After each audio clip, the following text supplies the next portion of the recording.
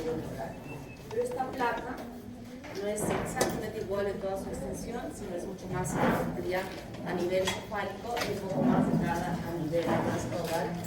Eso justamente hace que ya se pueda fusionarse, al formarse ya el tubo, ya se evidencia que la parte cefálica hay mayor amplitud para la formación de las vesículas anteriores. Y así es que se realiza a partir de la parte central, extendiéndose tanto hacia la región cefálica como en la región caudal, como podemos ver en esta fotografía. Se cierra aquí e internamente ya va alojando un espacio, una cavidad, que será justamente la cavidad de los vesículos y la cavidad del epédimo a nivel posterior. Y estas aperturas extremas, que se denominan neuróporos, seguirán siendo aperturados cuando el primer anterior, el neuróporo anterior, se cierre el día 24, algunos días el 25, para lo que yo digo el 24, y el posterior el día 26, y se cierra completamente toda la luz que se tuvo manteniendo internamente esta cavidad.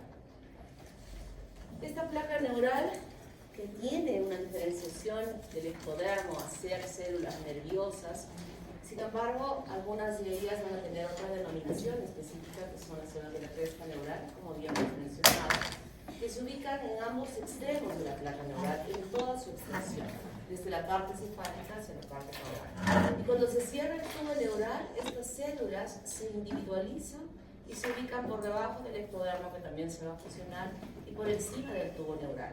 Igual como se veía formar el tubo en toda su extensión, estas células también se van a formar en toda la extensión del tubo neural, orientándose, como ya hemos visto, a nivel cefálico, en la formación de los arcos faringeos, en diferentes estructuras por este desplazamiento, esta migración, que también tienen una influencia molecular. Los desplazamientos que tiene estas células de la cresta neural no nos hacen al azar, todo está molecularmente dirigida para que no solo se vaya a una ubicación determinada, sino que en esa ubicación determinada se diferencie en diferentes estructuras. No solo pese a que tiene un origen nervioso, porque se origina de la placa neural, sin embargo, tiene todo ese potencial, potencial, como vamos a decir en la biología, de poder diferenciarse no solamente en estructuras nerviosas, sino en estructuras mesenquimales, como habíamos visto, que pueden dar origen a músculo y cartílago inclusive. Entonces, esta placa neural, que la parte cefálica estaba más ensanchada, al plegarse ya nos empieza a mostrar tres dilataciones importantes: el prosencéfalo, el mesencéfalo y romboencéfalo. A su vez, este prosencéfalo, cuando todavía está en este estadio del prosencéfalo, empiezan a aparecer aquí dos vesículas, que son las vesículas ópticas, en este estadio. Y cuando se diferencia el prosencéfalo en los dos telencéfalos y en el diencéfalo, estas vesículas que inicialmente aparecen aquí van a quedar a parar a la altura del diencéfalo. Como vesículas, o sea, es como un globito que le sale del sistema nervioso en ambos extremos, que van a ser las vesículas ópticas. Y cuando este globito, que está así inflado, como que le metiésemos un puño en la parte central y vemos que hay una hoja acá y una hoja por afuera, ya le vamos a llamar copa óptica. De esta forma ya no le llamamos vesícula, sino copa óptica. Entonces, el prosencéfalo se van a diferenciar estos dos telencéfalos, el diencéfalo. El mesencéfalo se sigue manteniendo igual. El romboencéfalo, por la curvatura pontina, se divide en metencéfalo y en melencéfalo y continúa luego con la médula espinal. Esto lo habíamos visto ya en la primera parte, y no solamente en la formación de las vesículas, sino las plegaduras que sufre este tejido nervioso, este tubo neural con estas dilataciones, para formar incluso el mesencéfalo y la curvatura, y las diferentes curvaturas que habíamos nombrado, que iban plegándose, doblándose, y que la formación de todo esto iba a ser cubierta por el gran desarrollo de este telencéfalo, que cubre toda esta porción de la masa cerebral, que es justamente la que más se va a desarrollar, donde va a haber una mayor actividad mitótica para poder formar los hemisferios cerebrales, la masa del tejido nervioso mayor. Entonces, este plegamiento que se va sucediendo, como mencioné hace un momento, crece, y como vemos aquí ya no vemos nada del mesencéfalo ni nada por el estilo, sino va a ser cubierto por este crecimiento tan importante de la masa cerebral. Entonces, la histogénesis de la formación del túnel, esta placa neural, inicialmente había procedido en el ectodermo y que por una actividad mitótica bastante importante iba multiplicándose las células para formarlas, y se diferenciaba en lo que iba a formar el túnel y en estas células del resto neural, que iban a dar origen a diversas estructuras. Podemos ir mencionando, por ejemplo, que estas células formarán los melanocitos. Es decir, que conjuntamente con la dermis procedente de los dermátomos va a desplazarse de estas células para formar los melanocitos, que son aquellas células que producen melanina y que están ocupando toda la superficie de nuestra piel. También las células de estas células se van a diferenciar en las células de Schwann. ¿Quiénes eran estas células de Schwann? Las que envolvían de mielina fuera del sistema nervioso central, ¿verdad? O sea, todo aquello que estaba en el sistema nervioso periférico. Las células de la médula de la glándula suprarrenal. ¿Qué producen las células de la médula de la glándula suprarrenal? Muy bien, catecolaminas. Y las células ganglionares autónomas que se encuentran a nivel de toda la cavidad abdominal. Las células ganglionares de la raíz posterior, son los ganglios que se encuentran en toda la extensión de la glándula, una de las cuantas células en las cuales se diferencian. Entonces, en esta histogénesis va a haber una actividad mitótica sumamente importante, tremendamente importante, muy parecida a las demás células que están multiplicándose para formar las diferentes estructuras del cuerpo de ese embrión, con una actividad prolija en su formación, con una diferenciación que no solamente va a estratificar capas de células en esta dirección, sino capas de células en esta dirección, ampliando el tamaño de ese tubo neural en una forma muy importante a todo lugar, desde la parte medular hasta la parte cefálica. Y en este propósito de diferenciación se diferencian en células importantes como van a ser los neuroblastos, que darán origen a las neuronas, o también a las células de la neuroglía, que a nivel de la parte inicial de su formación definitivamente lo que se va a formar es justamente esta capa del manto que habíamos hablado, donde se ubican los cuerpos de todas estas células. Y las extensiones de ellas, que son las dendritas y los axones, se van a extender hacia la parte periférica, formando la capa marginal. Esta formará lo que va a ser la sustancia gris y esta la sustancia blanca. En una división bastante acelerada, tan importante que va a permitir, lo habíamos visto, yo ya estoy hablando, extrapolándome a momentos posteriores, que cuando el niño nace, el tamaño de la cabeza, por ejemplo, es un tercio casi la mitad del inicio de la extensión hasta la parte de este tubo inicial que se forma. Entonces, en este tiempo sabemos que después del nacimiento, y el niño nace igual no ya con un tercio de cabeza en esta extensión, y hasta ahí va a haber una gran actividad mitótica, pero después sabemos que es una de las células que ya se ha estudiado que sí tiene divisiones, pero ya no a la velocidad que tienen otros tejidos. Y eso es importante porque tampoco es que se va a seguir multiplicando y multiplicando, porque ustedes saben que está limitada la cabeza por una estructura ósea que no permitiría un crecimiento activo de estas células, porque lo que provocaría sería edema cerebral. Entonces, en esta histogénesis habíamos visto que no solamente va a dar origen a los neuroblastos que formarán las neuronas, sino también a las células de la neuroglía. Y las células de la neuroglía son estas, los astrocitos. ¿Cuál es la función del astrocito?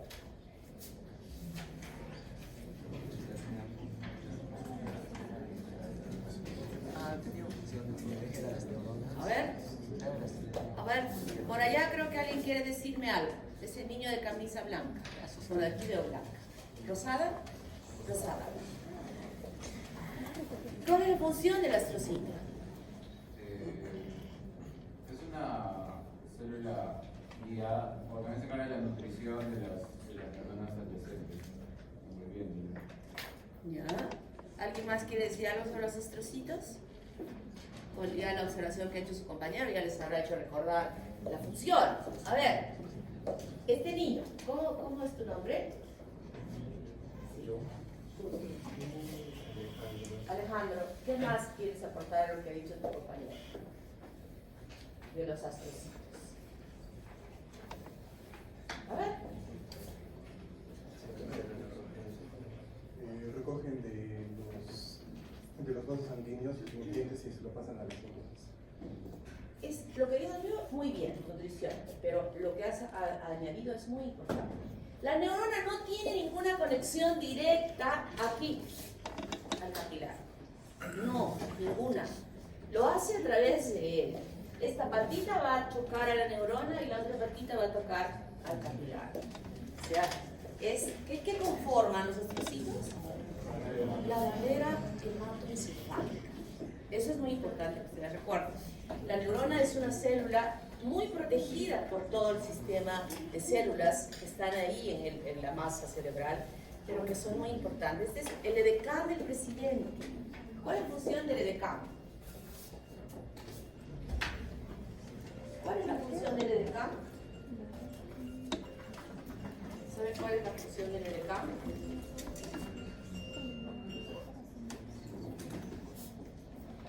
¿Qué es el EDECAM?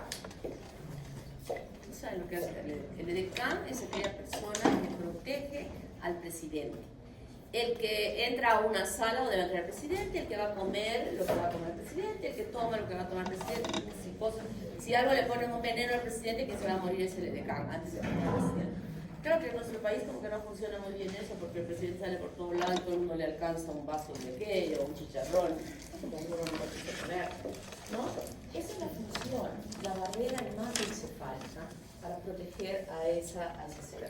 Y los trocitos son dos, ¿recuerdan? Son los trocitos fibrosos y los trocitos glutamatos. Los oligodendrocitos. ¿Cuál es la función del oligodendrocito? Revestir de vaina de mielina a las neuronas, o las axones o las dendritas, dentro del sistema nervioso central. Porque afuera, ¿quién lo hacía? Las células de Schwann. Entonces, este es el revestimiento que es muy importante. ¿Por qué es importante este revestimiento de mielina en las neuronas? ¿Para qué? Para que la conducción sea veloz, porque si no hubiese esa, no estaría quemándome la mano, achicharrando, y después de un minuto que está achicharrada se movería la mano, ¿verdad? Pero es tan inmediato porque justamente estas conexiones donde termina una célula y empieza la otra, va a hacer que la velocidad sea mucho más rápida en la conducción.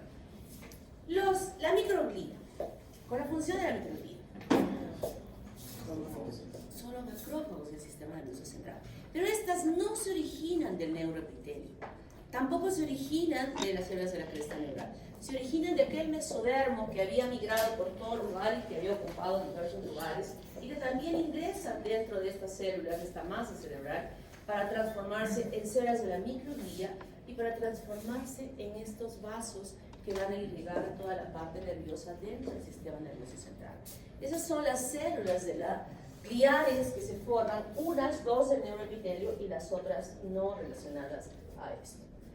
Entonces, en esta histogénesis vemos que esta célula neuroepitelial, que así se llama, tiene una gran actividad mitótica y una gran potencial de diferenciación para formar los neuroblastos, las neuronas, las células gliales radiales, y cuando ha agotado esta capacidad mitótica tan importante, ya se convierte en aquella célula ependimaria que reviste todas las cavidades dentro del sistema nervioso central. Ya agotó. Pero sabemos, vuelvo a repetir, que hay posibilidades de que haya algunas multiplicaciones celulares, pero no con la actividad que tiene en este momento de desarrollo estas células nerviosas. En esta estratificación, en una microscopía de barrido, podemos ver como una capa estratificada de cuerpos neuronales que van a formar justamente esta capa del manto, y las extensiones de estas células formarán la capa marginal externamente. Y esta diferenciación del tubo neural va desde esta formación tubular en estas estructuras, prosencéfalo, mesencéfalo, romboencéfalo y médula espinal. A las 5 semanas el prosencéfalo forma el telencéfalo y el diencéfalo. El mesencéfalo no hay ninguna modificación de él. El romboencéfalo, metencéfalo y mieloencéfalo, y la médula espinal se mantiene también como tal. Y en la 6ª semana ya hay una diferenciación. Formará lo que es el paleocórtex, que vamos a ver más adelante, el cuerpo estriado y el neocórtex. El neocórtex es aquella porción de células que van a tener mayor actividad mitótica ya para formar los hemisferios cerebrales. En el diencéfalo encontraremos al epitálamo, al tálamo, al hipotálamo, al infundíbulo y también a la glándula epífisis en el techo mismo del diencéfalo.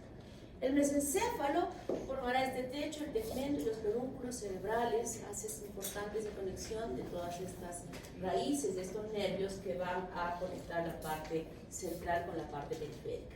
Metencéfalo formará el cerebelo y la protuberancia, el milencéfalo, el bulbo raquídeo, muy importante, que vamos a revisar ahorita, y la médula espinal se mantiene como tal. Entonces, en este desarrollo importante, empezamos de la parte caudal, con la formación de la médula espinal, que permite la diferenciación, que ya lo habíamos visto en las clases prácticas, de la formación de las astas anteriores y las astas posteriores, formando lo que es las placas basales y las placas alares, que permiten la diferenciación de la ocupación de células a nivel de la capa basal o de neuronas motoras, que tienen que dar las órdenes que ya conocemos nosotros de movilidad, y mientras que en los cuernos posteriores o astas posteriores encontrarán neuronas sensitivas, para conformar lo que va a ser este arco reflejo muy importante. La posición de esta sustancia gris que ya empieza a formarse está modificada por los tabiques que se forman en la parte posterior, la fisura en la parte anterior y finalmente ya una estructura madura donde de la parte anterior emergen estas raíces motoras anteriores y en la parte posterior ingresan las raíces sensitivas posteriores después de haber hecho una conexión con este ganglio sensitivo, convirtiendo luego los haces se juntan para formar la raíz mixta, de la cual van a salir múltiples ramificaciones para atrás, para adelante, por todo lado, llevando esta inervación para el cumplimiento adecuado de este sistema nervioso, de estas conexiones importantes para un funcionamiento normal de todas las estructuras. Y en ese sentido, entonces, vamos a reconocer que van a ver en la placa alar, porque estoy refiriéndome en este momento en general, no solamente a la parte de la médula, sino en todo el sistema nervioso central, que existirán neuronas, donde les vamos a denominar aferentes somáticas generales. Las aferentes o sensitivas generales van a estar relacionadas al aporte sensitivo procedente de la piel, de las articulaciones y de los músculos. Somática general. Recuerden, lean bien esta diapositiva porque de aquí me van a salir varias preguntitas. Y me pueden salir preguntitas específicamente no que diga aferente somática general, sino puede ser ASG. En su libro dice así, ASG, dice A, B, S, E. O sea que para no escribir mucho en el papel, de repente puedo acortar el nombre. El aporte visceral especial, cuando hablamos de especial, va a ser aquella parte relacionada a la inervación de los arcos faríngeos. Y aquí está el aporte sensitivo de las papilas gustativas y la faringe. Aferente visceral general, el aporte sensitivo procedente de todas las vísceras y el corazón. ¿Está claro? O sea, cuando digo visceral general, es todo lo que está dentro de nuestro cuerpo. ¿Qué sensibilidad recepciona estas neuronas para poder identificarlas a nivel del sistema nervioso central? Aferente visceral especial, aquellas que recoge de las procedentes formadas por los arcos faríngeos. Y la somática general va a estar relacionada a la estructura muscular o a la parte de sensibilidad mucho más importante que se ha podido desarrollar superficialmente en el cuerpo. En relación a la placa basal, eferente motor autonómico, eferente visceral general, ya estoy diciendo a dónde va a ir, a las vísceras, a todos los componentes internos, son enlaces autonómicos. Aquí no hay que yo ordeno, oye intestino, párate, no sigas moviéndote, corazón, párate, no. Todo esto es autonómico y aquí van a participar dos neuronas. ¿Y dónde se encuentran estas neuronas que van a inervar eferentes viscerales generales? En el asta intermedia. He hablado del asta posterior, he hablado del asta anterior, y ustedes recordarán lo que han estudiado en neuroanatomía, que existe una asta intermedia entre ambas. ¿Se acuerdan? Estas neuronas que se encuentran allí son las neuronas que son las efectoras del visceral, de la motilidad a este nivel.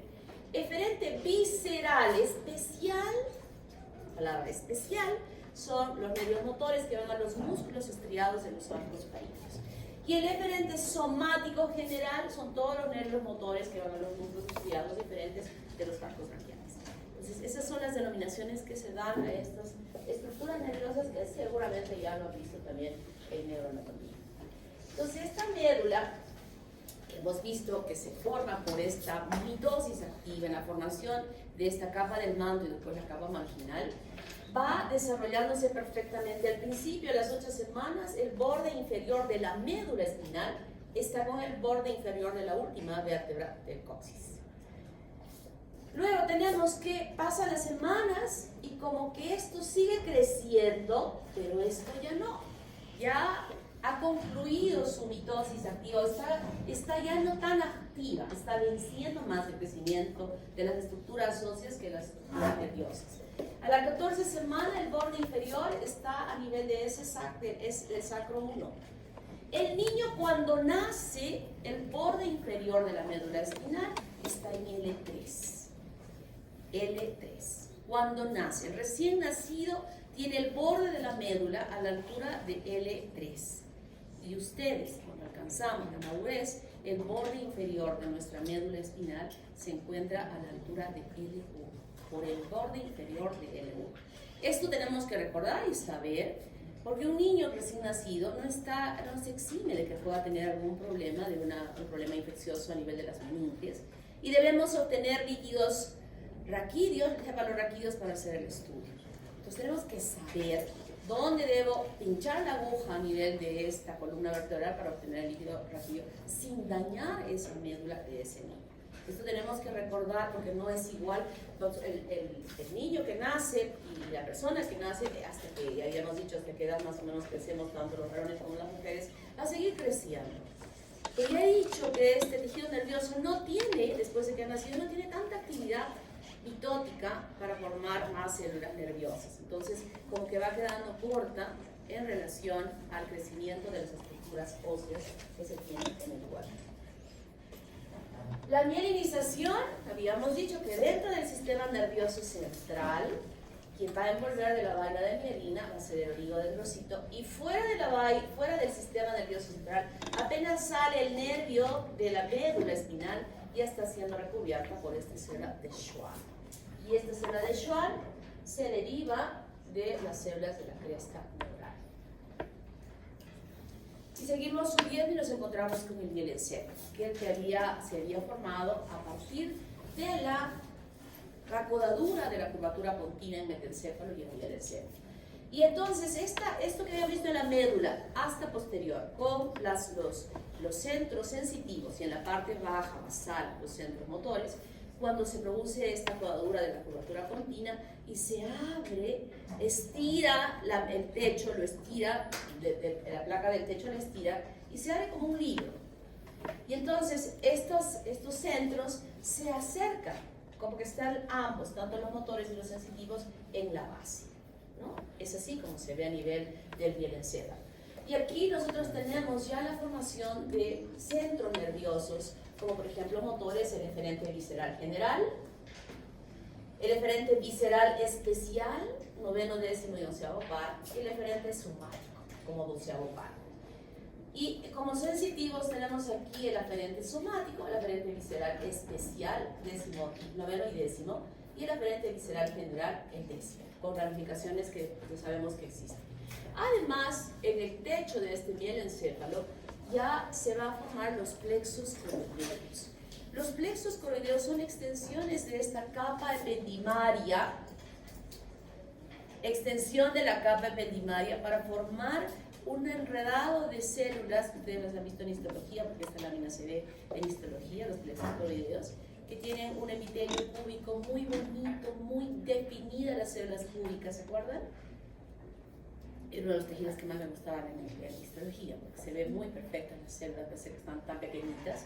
Y dentro de esto, toda aquella red vascular que se encuentra normalmente cubriendo este segmento, se ramifica dentro de ellos. Y los capilares que están dentro de ellos van a filtrar a través de esta membrana, de esta capita muy fina, cúbica, van a filtrar de la sangre un líquido tan puro, tan transparente, que cuando nosotros hablamos de las características del líquido cefalorraquídeo, nos referimos al aspecto, decimos como cristal de roca. Ustedes han visto una copa de cristal de roca es una pureza tan fina que se observa de este vidrio, que exactamente igual en la normalidad debe ser ese líquido cefalorraquídeo. Y cuando vemos que está blanco, pero ya no es cristal de roca, es un cristal chusco de un vaso de 3 soles, ya no es normal, eso está mal, algo hay, puede ser cualquier tipo de infección de lo que vamos a estudiar cuando hagamos microbiología que puede ocasionar una meningitis. Esas células dentro de estos plexos coroideos que se van a ubicar aquí, que se van a ubicar en cada uno de los ventrículos, serán responsables de la producción de líquido cefalorraquídeo que debe alojarse inicialmente dentro de estas cavidades y que luego van a tener que salir externamente sobre la superficie de este sistema nervioso central. Además, tenemos aquí otros núcleos importantes como el núcleo de la oliva y otros centros importantes que están aquí relacionados justamente a la función respiratoria y a la función cardíaca. Por eso cuando hablamos, aquí se encuentran las amígdalas a nivel del mielencéfalo y que son responsables del funcionamiento normal de nuestro organismo. Y cuando hablamos, por ejemplo, de edema cerebral a consecuencia de cualquier situación que haya afectado esta masa cerebral y que se haya edematizado, lo que tememos, y habrán escuchado ustedes que seguramente sus profesores de anatomía ya les han hablado, del enclavamiento de las amígdalas. ¿Qué significa eso? Que como la capacidad de esta cabeza está incompetente para el crecimiento de esa masa cerebral debido al edema que se ha producido frente a un trauma que haya tenido, esto va a tratar de empujar por cualquier lado lo que está ocupando este cerebro. Y uno de los lugares por donde supuestamente pudiese salir es justamente el orificio del canal raquídeo que se aloja a nivel cervical. Entonces empuja, y como está ahí en el encéfalo, alojando a esta porción de estas amígdalas, que se conocen así, entonces las empuja, las comprime y bloquea estos centros de la respiración y los centros cardíacos y la persona fallece inmediatamente. Entonces esto es un riesgo muy grande cuando se produce un edema cerebral y se aloja justamente aquí en el mielencéfalo. Luego tenemos más arriba el metencéfalo que sigue manteniéndose abierto porque todo el romboencéfalo se ha abierto por esta curvatura continua. Igualmente tenemos en las placas alares y las placas basales que están en el piso, donde podemos reconocer en la placa basal al eferente visceral general, al eferente visceral especial quinto y séptimo y al eferente somático que es el sexto par craneal. Y en la parte sensitiva el eferente somático, el eferente visceral especial, quinto y séptimo y el eferente visceral general. Y además aquí también se encuentra el centro nervioso del octavo par craneal, que no engloba ninguna de estas partes, sino que tiene una inervación, un funcionamiento diferente que es el estado acústico. Y lo que podemos observar, que en este techo de este cuarto ventrículo, a nivel del metencéfalo, hay un engrosamiento de este techo. Y este engrosamiento forma lo que es el labio rómbico. Este labio rómbico que es importante porque a partir de estas células que han proliferado, se formará lo que va a ser el cerebelo. Y el cerebelo se forma a expensas de él, a ambos lados, van creciendo, fíjense, van creciendo, y en este crecimiento empieza a haber una diferenciación celular importante. Están separados por el vermis, que el vermis empieza ya a desaparecer. Finalmente se fusionan en ambos lóbulos que se han desarrollado para formar lo que va a ser el cerebelo. Hasta la lámina de médula habíamos visto que la capa del manto está inmediatamente por fuera de la capa epidermal y la capa marginal está periférica. Tanto a nivel del cerebelo como del cerebro, esto no es así, ya se modifica. Y lo que sucede es que a partir de ese neuroepitelio, de este nivel que se está formando y desarrollando, inicialmente las células que se desarrollaban en la parte continua a este neuroepitelio que va multiplicándose y que más periféricamente estaban los arcos nerviosos, las células van creciendo como oleadas, se multiplican una oleada de células y se desplazan periféricamente, van desplazándose periféricamente y sus conexiones, que son los nervios, se mantienen más próximos a la capa epidermaria o, mejor diríamos, al neuroepitelio. Luego nace otra oleada mitótica y sale, pasando a estas que se habían formado, sale la oleada y las pasa por fuera. Luego sale otra oleada y las pasa para afuera. Entonces, estas células que antes la capa del manto estaba muy próxima a las cavidades, en este punto van a formar lo que va a ser la corteza del cerebelo.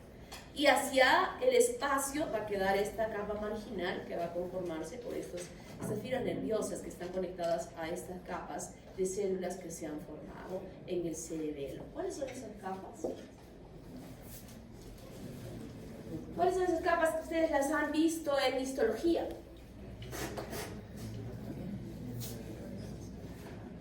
A ver, ¿se acuerdan? Había unas células preciosas. ¿Cómo se llama esa capa de células preciosas? ¿Cómo se llama? La capa de Purkinje. Y la que está pegada es una capa molecular y la que está fuera es la capa granular, ¿no? Entonces estas celulitas que se han formado, vuelvo a repetir, van formándose por oleadas y van siendo desplazadas a las partes periféricas y de esa manera se forma el cerebelo con múltiples, es una actividad tan importante de lo que era una estructura lisa, luego se plega, porque va creciendo y creciendo y creciendo y creciendo y va incrementando esta masa. En este mismo techo existe otra vez otro plexo coroideo, que habíamos visto cuál es su función. Pero además aquí existe algo muy importante. ¿Qué es? A ver. ¿Qué hay en ese techo del cuarto ventrículo? Recuerden que el techo del cuarto ventrículo es una membranita, ¿verdad? Por lo que se había estirado por la curvatura continua y se había estirado. ¿Qué hay ahí en el techo del cuarto ventrículo? Importante. ¿Qué? ¿Qué? Velo medial. No, a ver, por allá estamos escuchando algo. ¿Acueducto? ¿El acueducto de qué? De Silvio. No, el acueducto de Silvio es esto. Lo que estoy preguntando es esto. La glándula pineal está en el diencéfalo. ¿Qué?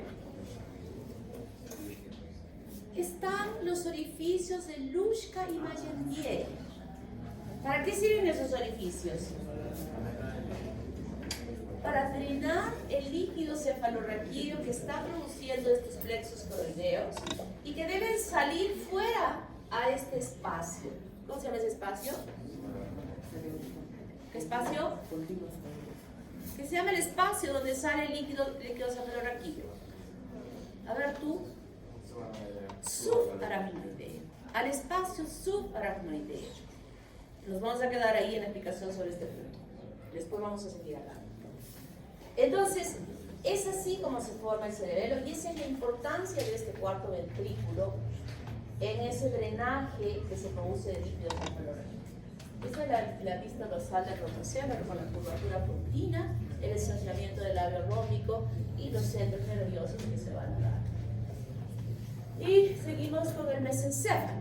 Ya en la curvatura, el techo se transforma en lo que es una masa cerebral importante, donde van a estar las placas celulares y basales, y aquí va a empezar a desarrollarse una gran masa cerebral que justamente formará los pedúnculos cerebrales, estos haces de conexión, este puente de conexión importante en las fibras nerviosas que se van a formar a nivel de la masa cerebral y las partes más caudales del sistema nervioso central.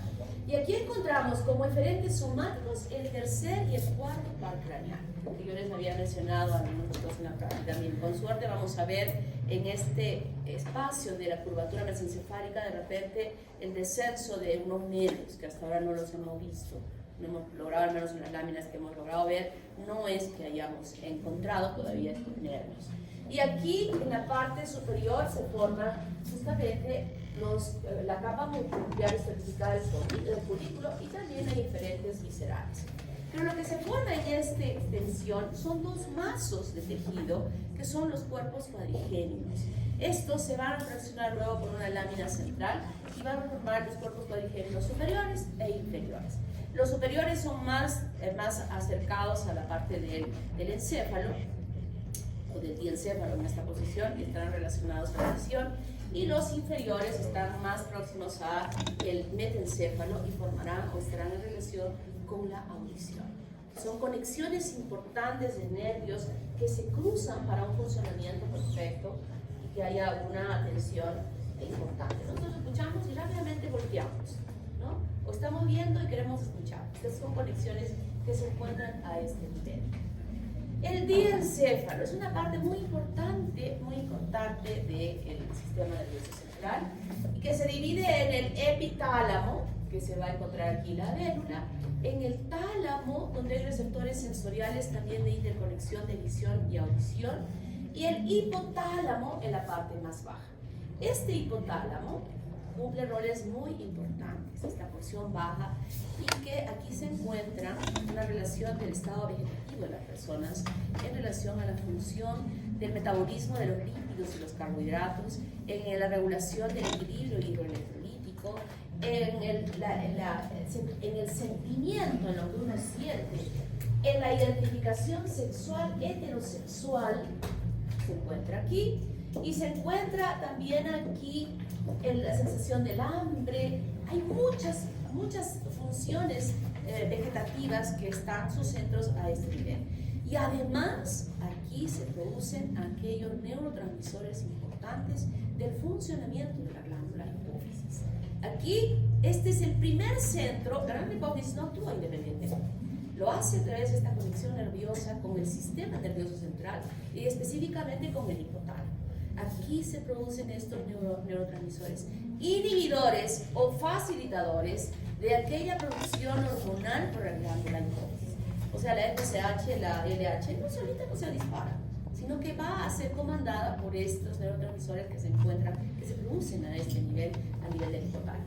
Y además aquí, aparte de ese funcionamiento, y lo hace con la formación de la neurohipófisis, existe aquí la glándula pineal. En el techo se encuentra la glándula pineal. La glándula pineal, que también la han visto ustedes en histología, y que tiene la responsabilidad de la producción de una hormona. ¿Cómo se llama? Melatonina. ¿Cuál es la función de la melatonina?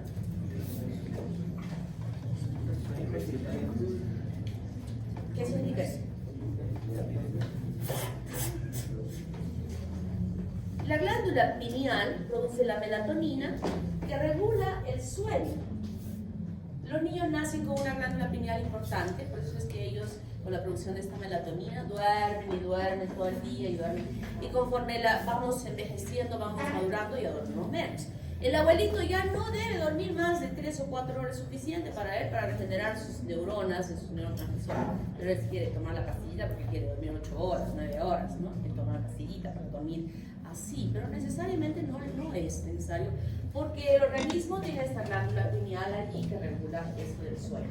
Pero ya se ha sabido que no solamente es que regula el sueño, sino que es el elixir de la eterna juventud, porque no existe, y les estoy diciendo científicamente y en estudios, bueno, no, ahora ya se prepara melatonina químicamente, o sea, se conoce su composición y se elabora, venden las pastillas de melatonina, no tanto en nuestro medio, en Estados Unidos lo venden en cualquier pharmacy, sin receta, sin nada, porque todos los médicos utilizan esta medicación para inducir el sueño en las personas que no pueden dormir, y que no es una medicación de las otras psicóticas para poder utilizarlas para dormir. Pero se ha hecho un estudio científico en laboratorio donde se ha comparado al mejor antioxidante que podamos conocer, el mejor comparativamente con la melatonina, y este que supuestamente es el mejor no se compara en nada al efecto que tiene la melatonina. O sea que es una excelente medicación, no solo para dormir, sino para proteger a las personas del envejecimiento, más que del envejecimiento en realidad, sino de proteger el inicio de la formación de algún cáncer. Entonces, y en Estados Unidos la gente informa muchísimo de esto por esa razón. Y a nivel bajo, este diencéfalo forma el infundiblo. Es una evaginación del piso del diencéfalo que forma el infundiblo, que será responsable de la formación de la glándula hipófisis. La formación de la glándula hipófisis. ¿Y cómo se forma esta glándula hipófisis? Tiene dos componentes, una que es la hipófisis y otra que es la neurohipófisis. El infundíbulo es quien formará la neurohipófisis, que va descendiendo, y la bolsa de Rathke será aquella que forme la adenohipófisis. Una de las clases pasadas explicaba lo que era el estomodeo. ¿Se acuerdan?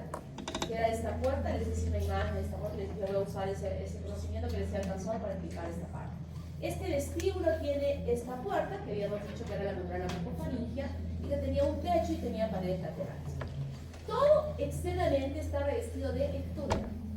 Y este ectodermo, en el techo de este vestíbulo del estomodeo, aquí va a empezar a formarse como una evaginación, como una tetilla revestida de ectodermo, que incluso tiene un espacio, y eso es la bolsa de Rathke.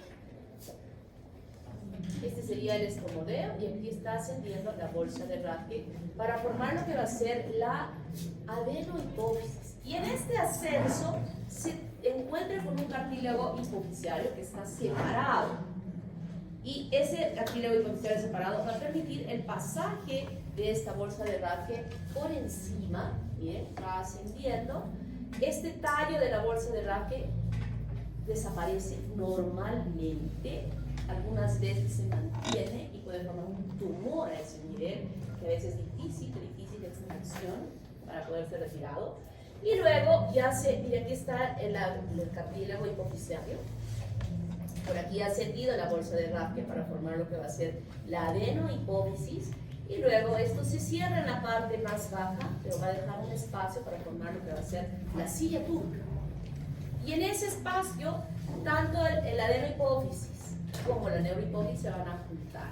Pero esta neurohipófisis no se individualiza.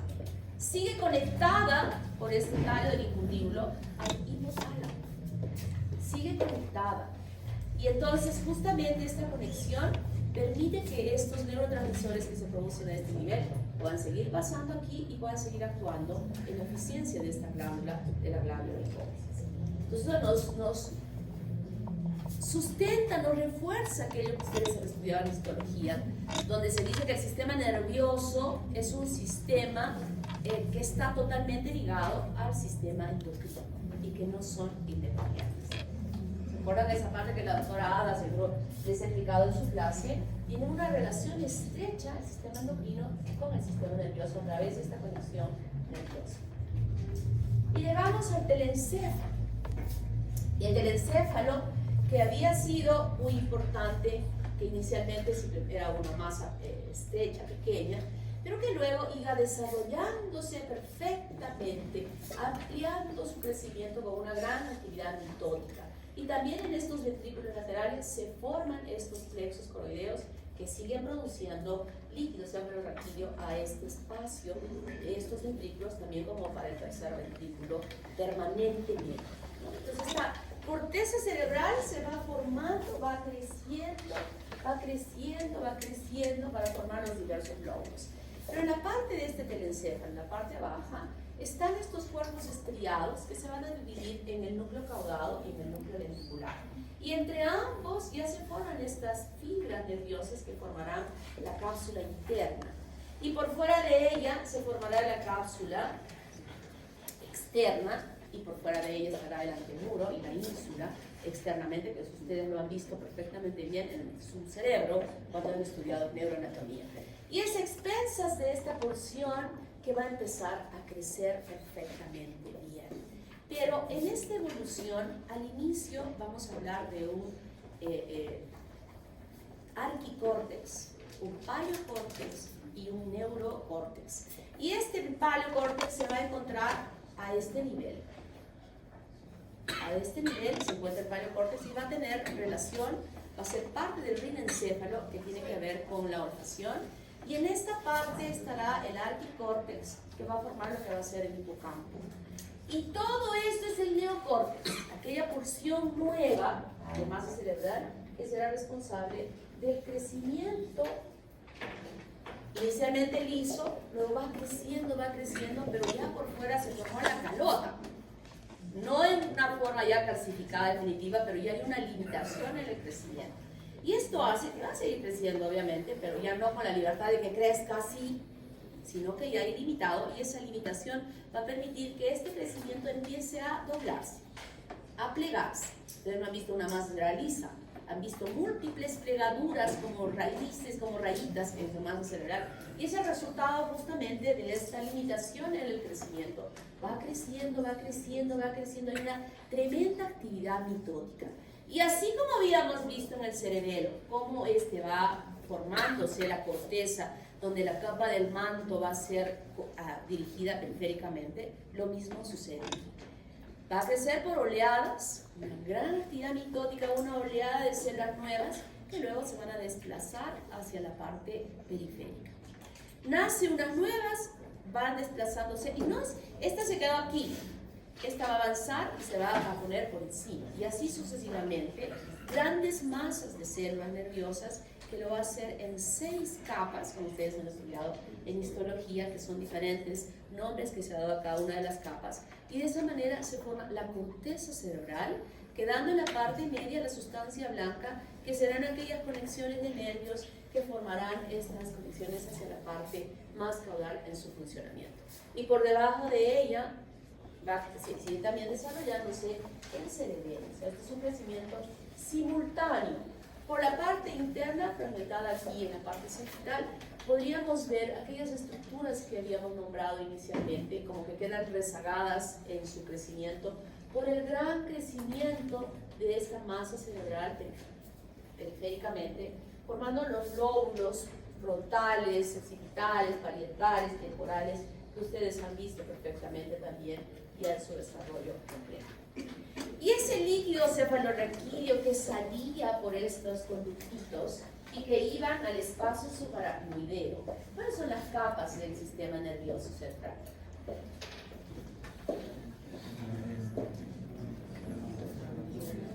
¿Cuáles son? ¿Cómo se llama el recubrimiento de la masa? Perdón, del sistema nervioso central. ¿Cómo se llama? Las meninges. ¿Cuáles son esas meninges?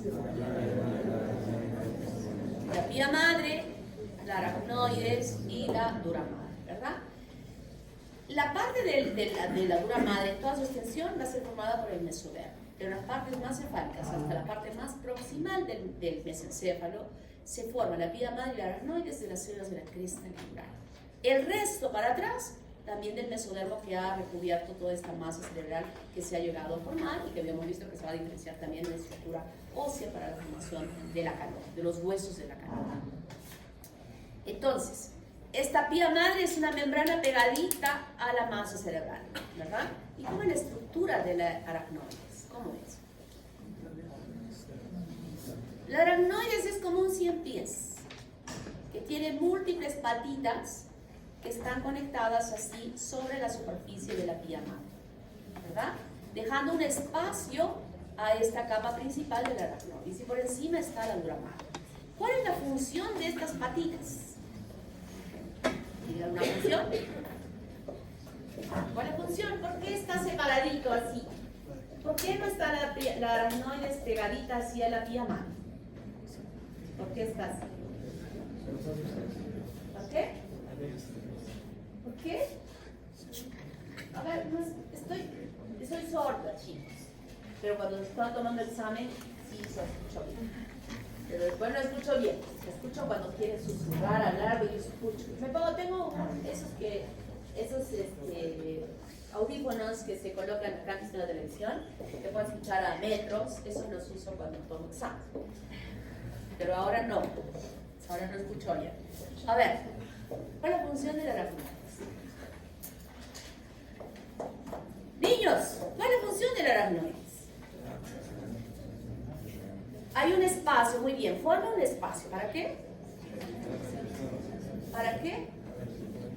¿Por qué hablan aquí? Hablen aquí. No escucho, de verdad no escucho. Tengo un hijo que le encanta la batería y estoy arruinada. Ya les he explicado, yo toco tu batería cuando yo no esté, pero él toca cuando yo estoy y me está arruinando el oído. Ya me he hecho un estudio de audición y me está malogrando el oído. Ese es el culpable de que sea sordo. A ver, fuerte. Hablen como yo, porque yo estoy empezando a hablar fuerte porque estoy sorda, ¿no? Los sordos hablan fuerte. ¿Cuál es la función de ese espacio? ¿Para qué sirve? ¿Para qué sirve? ¿Qué? Amortiguación. Esa es la función de ese espacio donde circula, donde está ocupado por este líquido cefalorraquídeo, que está ocupado por este líquido. Y es la amortiguación, así como el líquido amniótico protege al niño de que cada paso que la mujer que está antes estuviera dando y cuando estuviera corriendo todavía la posición de la cabeza de estar abajo del niño, siempre, ¿verdad? Entonces cada carrera o paso, ¡pah! La cabeza del niño estaría dando contra la pelvis. Pero no es así. ¿Por qué? Porque tiene este líquido en el cual está suspendido y el sistema nervioso central está suspendido en este líquido que lo protege de lo que caminamos, de los futbolistas, de lo que cabecean. Imagínense estos futbolistas, bueno, sí son medio tarados, pero con tanto impacto, de hecho que se va dañando su base cerebral, pero definitivamente todavía algo les queda para poder hablar y pensar un poco, porque ya están afectados, o sea, desde jóvenes están afectados por los golpes. Miren las estupideces que hacen, miren las estupideces con las personas que se meten, los escándalos que hacen. Eso es el resultado de que ya su cerebro está mal, porque si fueran personas pensantes estarían arruinando sus carreras con estupideces. ¿Sí o no? Por ejemplo, Cueva no va a jugar ahora porque está afectado, porque la otra dijo que tuvo algo, su esposa está triste. Una persona consciente y racional cuida su trabajo. Es como que aquí los profesores, hubiera un profesor tarado que estuviera con una chica, una alumna, otra alumna la embarazase, la otra le está acusando de acoso sexual, que la ha citado en un lugar para que le ponga una nota brillante y lo denuncian, lo van a denunciar y lo van a botar de la universidad, ¿no es cierto? Y lo van a votar. Entonces, como una persona que piensa va a actuar mal. Por eso yo digo, estos futbolistas ya son tarados. Ya el impacto le está dando tanto, ya está afectando su cerebro. Pese a que tienen su espacio subaracnoideo que supuestamente los protege de estos impactos que puedan tener. Esa es la función. Y la función importante de esas vellosidades que tienen es la de absorber. Absorber ese líquido que está siendo producido por los plexos coroideos y que están saliendo a través de estos conductos, se absorbe, hay producción y absorción, y mantienen un nivel de líquido perfecto, tanto fuera como dentro, para no dañar ese sistema nervioso central.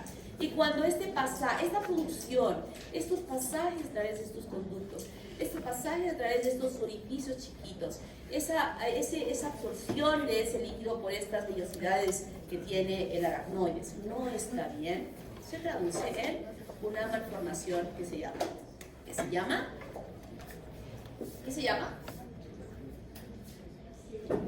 cuando empieza a crecer la cabeza, hidrocefalia. Es el resultado de una alteración justamente de ese nivel. Y vamos a ver qué malformaciones congénitas se pueden producir por este desarrollo del sistema nervioso central.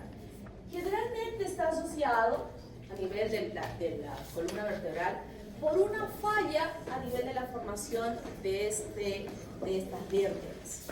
Que no, ya lo hemos dicho, que la vértebra se forma en el esclerótomo, que estos arcos neurales que van hacia atrás se fusionan y cierran el conducto de la vértebra. Pero sucede que no crecen estos arcos neurales, entonces no se fusionan, están abiertos. Y esto se llama, ¿qué se llama? Espina bífida. Y esta espina bífida puede mostrarnos de pronto que tampoco el tubo neural se ha cerrado y aparece como una placa nerviosa sobre la superficie de esta apófisis que no ha sido fusionada. Puede ser que haya una espina bífida oculta, que no se distingue porque por aquí encima ha pasado la piel. Pero ¿qué nos llama la atención cuando el niño nace para pensar que está con esta espina bífida? Que es usual, la mayor parte de las veces sucede, algunas veces excepcionalmente no va a suceder, pero en ese lugar donde hay espina bífida aparece un penacho de pelos, que están viendo ustedes ahí, esos pelos. Entonces, si nosotros vemos un niño que tiene eso, hay que hacer una radiografía y tocar suavemente. Si es que tocamos las vértebras superiores, estamos viendo las espinitas, pero de pronto no hay. Y como es una cosa suavecita que expulsa la masa del sistema nervioso y podemos corroborar con una radiografía que nos muestra esa espina bífida oculta. Esta patología puede no tener traducción clínica de dolor, como también sí la puede tener. y realmente van a ser trastornos, por ejemplo, de la evacuación, que no se evidencian mucho a veces cuando son chiquititos, porque el bebé se orina y se orina, pese a que no tenga una bebida, el bebé va a orinar y va a hacer deposiciones solito hasta los 2 años, que recién empieza a obedecer, que no debe hacerlo y lo educamos, ¿verdad? Pero mientras tanto lo va a hacer. O sea, a veces hasta ese punto como que no se llega a saber bien, porque esto está, se evidencia de esa forma. Pero cuando ya sigue manteniéndose, entonces nos damos cuenta que no hay un control adecuado de los esfínteres. O a veces al revés, que no puede evacuar, que hay una deficiencia en este tránsito y no le permite evacuar. Luego tenemos ya que el niño nace con protrusiones sobre la superficie. Espina bífida con meningocelia. Cuando esto está ocupado por líquido, este es el espacio subaracnoideo, que se ha acumulado de líquido cefalorraquídeo. Y el otro caso es que llega una espina bífida, pero con mielomeningocelia, que la médula esté alojada aquí dentro de esta tumoración. Y en su pueblo, donde ustedes van a ir a su salud, ¿cómo podrían mandar ya al hospital? Obviamente no pueden hacer nada ahí, sino derivarlo para que le hagan un tratamiento, pero ya viene con diagnóstico. Ustedes, bueno, paciente de 4 meses, etcétera, etcétera, etcétera, diagnóstico mielomeningocelia. ¿Cómo podrían decir ustedes que es mielomeningocelia o meningocelia? En su pueblo, ¿ah? No hay radiografía, no hay nada. Ustedes lo único que tienen es su estetoscopio, tienen su termómetro, su bajalengua, su linterna. ¿Cómo podría ser? A ver, recuerden lo que han estudiado en biofísica. ¿Quién no estudia biofísica, verdad?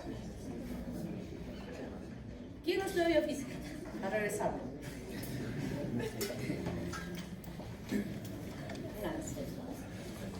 No soy mal. Soy muy buena, porque quiero hacerles ver que hay errores. A ver, ¿cómo? Cuidadito que uno que no ha llevado biofísica me conteste ahorita, ¿eh?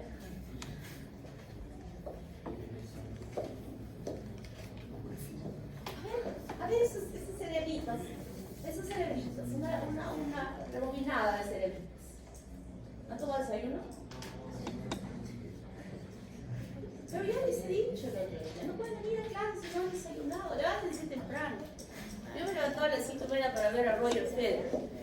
Lo he dejado en el ¿cómo se llama cuando están empatados y juegan el set 7 puntitos? Tiebreak, ¿no? En el tiebreak no sé quién habrá ganado, estoy ahí. ¿Quién habrá ganado el primer set? Tengo la intriga. ¿Nada? Lo que se hace es usar la linternita y poner la linternita en el tumor aquí y aquí. ¿Dónde va a pasar la luz? ¿Dónde no va a pasar la luz? Porque está opaco por la presencia de la médula. Acá. Y esa linternita me ayuda a mí en esas circunstancias a poder dar un diagnóstico de saber cuál de los dos puede ser. Traducción neurológica en ambos casos definitivamente sí. Incluso hay problemas de motilidad en los miembros inferiores. Lo mismo sucede desde del cerebro, donde puede estar simplemente la tumoración ocupada por líquido, por espacio, y hablamos de meningocele. Puede estar ocupada por la masa cerebral, y hablamos de meningoencefalocele. Pero cuando la tumoración también hay ventrículo, la calidad de la masa cerebral dentro, hablamos de meningohidroencefalocele, porque ya estamos hablando de masa cerebral. Y aquí hay un mielomeningocele, en este niñito que no ha cubierto la piel, algunas veces cubre la piel y otras veces no cubre bien la piel. Aquí hay una craneosquisis cuando el tubo neural no se ha cerrado y es la placa neural la que se expone y tampoco ha formado la masa cerebral. Ahí hay un meningocele.